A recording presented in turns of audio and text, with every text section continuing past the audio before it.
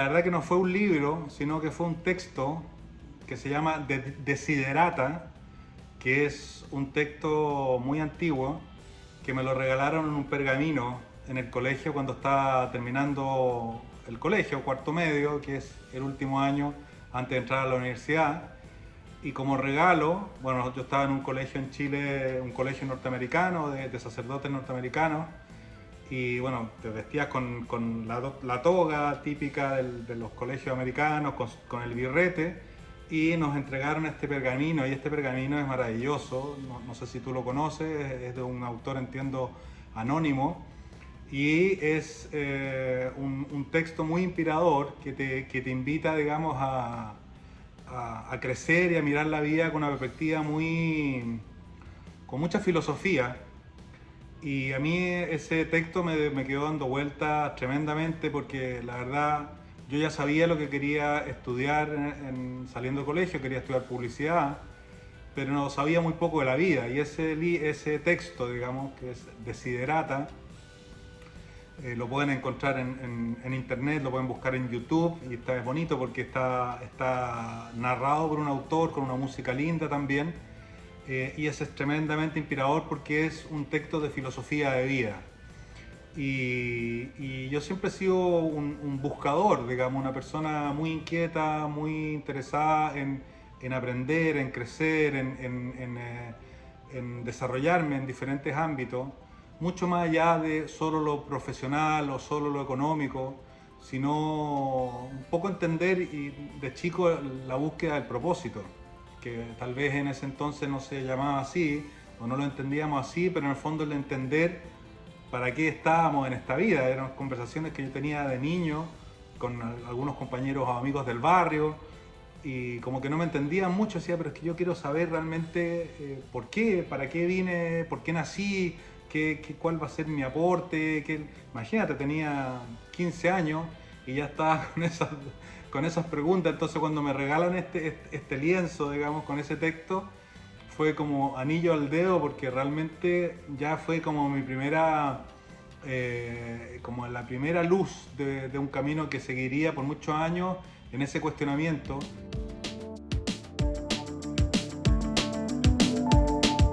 Lo primero que hice fue trabajar primero en algunas agencias como diseñador, como creativo, como en esa área, digamos. Y en algún minuto decido formar mi propia agencia con un compañero de universidad y la verdad que a esta agencia le empieza a ir muy bien, empieza a crecer, empezamos a abrir diferentes países, abrimos México, España, Perú, la iniciamos en Chile, terminamos teniendo oficina hasta en Hong Kong, una agencia bastante exitosa, como que llegó en el momento justo. Y yo todavía no estaba todavía no estaba escribiendo, sino que estaba con la inquietud que yo le había comentado a mis socios de crear una nueva fórmula de marketing. Es decir, ¿por qué nosotros tenemos en nuestra agencia en Chile y después con su oficina en diferentes partes de Latinoamérica? Yo decía, ¿por qué siempre tenemos que estar copiando los modelos de los americanos? ¿Por qué los americanos son los que nos dictan cómo tiene que ser el marketing? Que las 4P, que las 5P, que precio, producto, plaza, promoción, no sé qué, todas esas reglas que llegaban de Kotler, de los diferentes estos gurús del marketing de las universidades norteamericanas. Y mi socio me decía, que era compañero de universidad, pero ¿para qué vamos a inventar un nuevo modelo de marketing si ya esto ya lo han inventado, nos va sumamente bien con nuestra agencia? Y yo decía, no, pero ¿por qué no nosotros no podemos crear algo? Y estaba con esa inquietud. Y, y bueno, dentro de las diferentes situaciones que nos ocurren en esta agencia, llega el grupo Echevarría, que es ese primer libro que tú mencionaste, que era un grupo de baile brasilero que empieza a hacerse conocido en televisión y llegan a nuestra agencia pidiendo ayuda y bueno, yo los tomo, se crea una historia ahí también personal porque me enamoro de la líder de este grupo y decido empezar a ayudarlos primero como un consultor, qué sé yo, nunca me había metido en el mundo de la televisión, del mundo de la música, qué sé yo, me atraía, me llamaba la atención, pero yo estaba en el éxito de la agencia, trabajando con las grandes marcas, con Coca-Cola, con Nestlé, En algún minuto vendimos parte de nuestra agencia a una compañía norteamericana, entonces empezaron a llegar clientes internacionales para manejarlos, digamos, regionalmente. Entonces estábamos en eso y de repente llega este grupo. Y a pesar del éxito de nuestra agencia, yo no me sentía todavía satisfecho con el resultado porque sentía que nosotros lo único que hacíamos era generar consumo por consumo. Porque nuestra agencia de marketing es una agencia de promociones, es decir, generar acciones promocionales para vender los productos de nuestros clientes. Por ejemplo, Nestlé quería vender en algún periodo del año más yogur, entonces nosotros hacíamos campañas promocionales para darle fuerza a la venta de los yogur, haciendo promociones, concursos, acciones de diferentes tipos. Y la verdad es que yo me sentía un poco, a pesar del éxito de la agencia, repito, sentía que era generar consumo por consumo. Entonces siempre trataba de hacer algo y, por ejemplo, si venía, por ejemplo, un pack promocional y que íbamos a regalar algo, regalaba algo que fuese un contenido educativo, algún elemento que fuese funcional, entretenido para los niños, pero que de alguna manera aportara algo, aportase algo. Y de repente llega este grupo que empieza a ser conocido en la televisión, empieza a hacer algo muy llamativo y empiezo a trabajar con ellos como una distracción, como apoyar a esta novia que empiezo a tener, y resulta que se transforma en un fenómeno internacional, primero en Chile gigantesco. Gracias al Festival de Viña logramos el rating histórico del Festival de Viña, con casi 70 puntos de rating, todo el país viendo este grupo que bailaba, coreografía, qué sé yo, que se empieza a transformar en todo un fenómeno. Y de ahí, bueno, esto explota y nos vamos a España, Centroamérica, en el Cono Sur, en Argentina, en todas partes. Los niños empezaban a bailar las canciones de este grupo. Y ahí me doy cuenta que ahí estaba, en esa experiencia, el aprendizaje que estaba buscando para crear mi modelo de marketing. Porque empecé a observar esto y dije, qué interesante lo que pasa con este grupo que baila en el escenario, que si yo lo miro con ojos de publicista, en realidad ellos son un producto. Aparte de ser un artista que baila, pero también son un producto. Y el público, miles de niños y de jóvenes que seguían, digamos, porque se transformó realmente en un fenómeno muy grande, y todo el mundo en los colegios, en las universidades, en todas partes, bailar las coreografías de este grupo. Yo decía, pero ahí también están los clientes, son los fans, pero también son los clientes. Y empecé a decir, ¿y qué pasaría si cambiamos esta manera de crear el marketing y empezamos a ver a las marcas como si fueran celebridades y a los clientes como potenciales adherentes de esas celebridades? Y empecé a crear una metodología que de alguna manera lograra cambiar esta lógica del marketing, que probablemente la has escuchado, que se basa en la persuasión o en el convencer, que no es otra cosa finalmente que intentar vencer a alguien para venderle algo,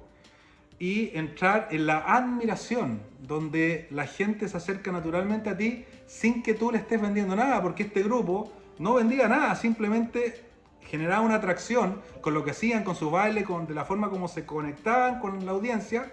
pero la audiencia finalmente estaba dispuesta a pagar y a verlos en sus shows, y empecé a desarrollar muchos productos licenciados con la imagen de Eche Bahía. En 3 semanas se vendieron más de 50.000 muñequitos con la marca Hasbro,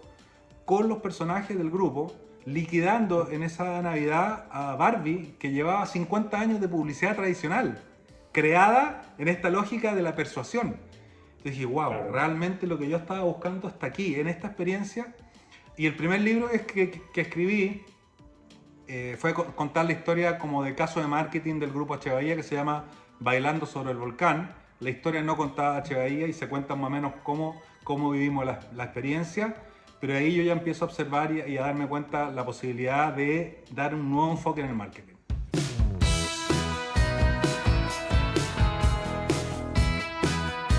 Entender desde la perspectiva, digamos, de cuando uno está pensando en su propia marca o está pensando en la marca de su negocio, entender primero que uno se enfrenta a un nivel de competencia como nunca antes en la historia. Recibimos entre 7.000 a 10.000 mensajes todos los días en el supermercado, a través de la televisión, a través del teléfono. Estamos impactados con mucha información y por lo tanto el nivel de atención es cada vez más pequeño y por lo tanto es bastante complejo lograr generar esa conexión con el otro. Y hoy día principalmente lo que nosotros estamos buscando es generar una diferenciación, es decir, ofrecer algo que sea distinto y que genere ese capturar la cada vez más frágil atención. Y por otro lado, uno tiene que tener una mirada bastante menos desde la perspectiva desde la economía y una mirada mucho más desde la filosofía, es decir, preguntarse realmente qué es lo que soy, qué es lo que ofrezco, qué es lo que estoy poniendo a disposición del otro, y también entender que hoy día ya no son las empresas, las marcas o las marcas personales las que deciden sobre el mercado, sino que son las personas las que hacen así o hacen así. Es decir, antiguamente las marcas tenían o las empresas tenían 3 canales de televisión, pagaban su publicidad, todo el mundo veía los mismos anuncios y todo el mundo compraba los mismos productos. Hoy día con tanto nivel de competencia y tanta gente expuesta, que finalmente son las personas las que realmente le dan valor o no a lo que se ofrece. Y en ese sentido ya uno tiene que empezar a conectarse de una manera distinta con el otro y ya salir un poco de la lógica de la transacción, ¿cierto? Y como de mis atributos, mis características, y empezar a proponer algo que genere admiración, que sea algo realmente, y para eso yo tengo que hacer un trabajo de autoconocimiento muy poderoso. Estudiar, entender muy bien cuáles son mis valores, cuáles son mis creencias, cuál es el propósito con que yo me sostengo, digamos, porque ya si uno piensa, por ejemplo, en el negocio de los libros o en cualquier negocio, ya finalmente las personas ni siquiera están comprando el producto, sino que están comprando, digamos, o están adhiriendo con aquello que le hace sentido. Y estamos finalmente en el negocio de hacer sentido, no en el negocio de ofrecer un producto más económico o con mejor diseño o con mejor experiencia. Imagínate la importancia o lo complejo que es conectar con el otro y hacerle sentido al otro a partir de lo que le estoy proponiendo. Y ahí es donde la mayoría de las personas se equivocan y quedan en lo funcional y en lo transaccional. Se empiezan a pensar en sus características, en sus atributos y además en una mirada muy desde lo competitivo. Es como, ¿cómo le gano al otro? Cuando en realidad encontrar esa respuesta, para encontrar esa respuesta finalmente uno tiene que vencerse a uno mismo porque tiene que encontrar ciertas características que de repente uno ni siquiera le da mucho valor y que de repente son medias raras en algo que te hacen totalmente distinto frente a otro y eso puede ser algo totalmente atractivo para conectar con el otro. Yo siempre digo, en tu rareza está tu fortaleza, porque si finalmente yo estoy en esta lógica competitiva tratando de parecerme al otro y tratar de ser un poco mejor que el otro, cuando en realidad yo tengo que ser distinto al otro y proponer algo que le haga sentido a un determinado grupo de personas para generar esa adhesión, para generar admiración.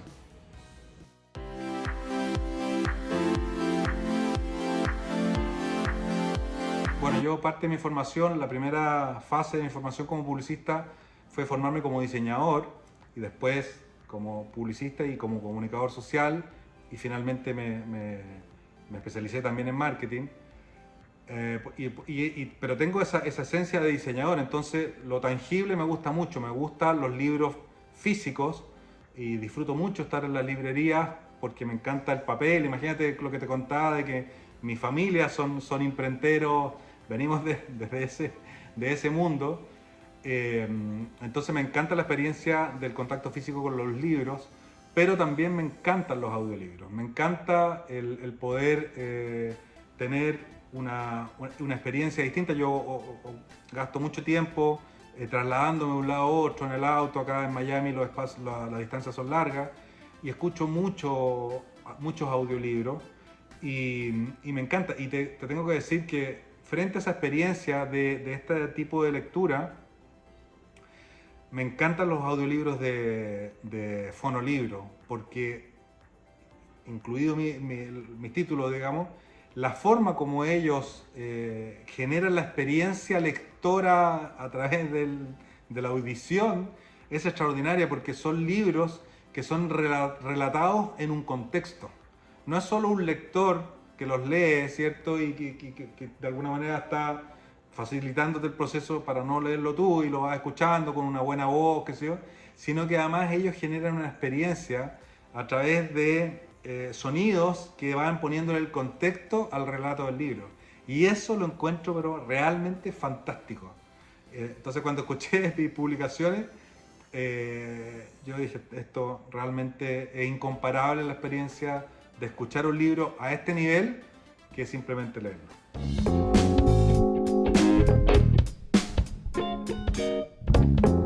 Lancé un entrenamiento, un curso que se llama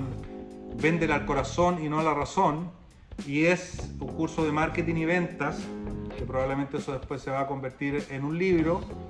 que habla de este modelo de marketing que tiene relación con conectar de una manera mucho más significativa con los potenciales compradores, no desde la cabeza, no desde lo racional, no desde este neuromarketing, que el neuromarketing finalmente es como tratar de vencer nuevamente al cliente, ¿cierto? Es como cuáles son sus comportamientos para venderle algo, y conectar desde el corazón, es decir, el corazón, poniendo el corazón hacia el cliente para conectar de una manera mucho más significativa y construir esa relación.